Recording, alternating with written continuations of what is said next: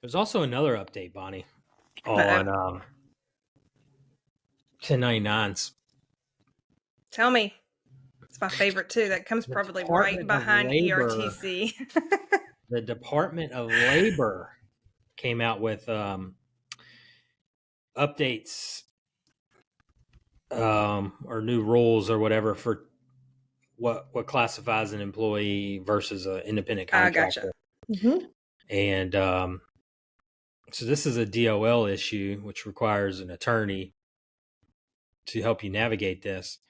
But the way I'm reading it is, if you got like fill-in pharmacists and they're coming and working and showing Using up your on stuff, you your tell equipment. them, using your equipment, using your break room, I mean, you're telling them when to leave and all that. I mean, you might have a employee situation.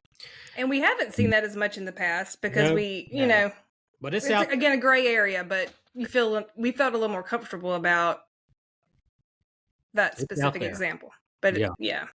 That go for text too or whatever. Yeah. And just, the big thing here is you don't want to get caught with paying somebody as a 1099 when they're really an employee, because then you're talking payroll taxes. You're talking penalties and interest. Penalties. There's usually no relief from that. Payroll taxes are payroll taxes. And potential overtime rules kick in and things like that. So it could be a headache. So be careful. Scotty, there are forms for that. Yeah.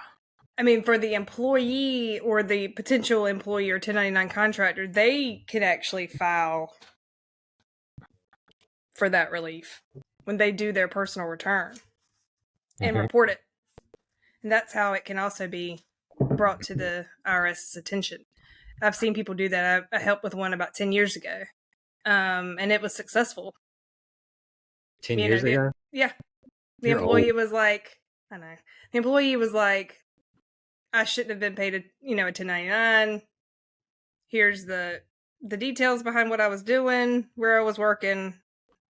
They filed it on their tax return. There's a form for it. I couldn't tell you what it is right off the top of my head, but yep. You actually put the employer's number, ID number, and everything on there. Yeah.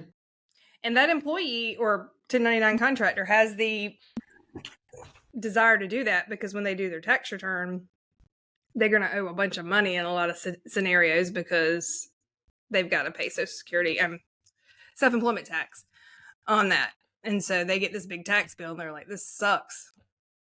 What can I do? Yeah. And then you're like, you can file this form and, you don't have to pay the money. Self-employment tax is, that's a killer. It's terrible. Especially if you're a partnership out there. Yes. Partnerships, pharmacies as partnerships. Might be some tax savings for you in that area.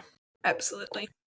So yeah, just be real careful. There are instances where it makes sense to have 1099 contractors 100%. I mean, but be careful when you have these. Yeah, I mean, you just gotta be careful because employee type people coming in. You got a new Department of Labor rule out there on this, so it's always going to be on the radar during an audit. I mean, you're going to get a question about 1099s if you get audited. So you just want to have that on your radar. You just don't want to ignore what's, what's out there in terms of classifying workers. So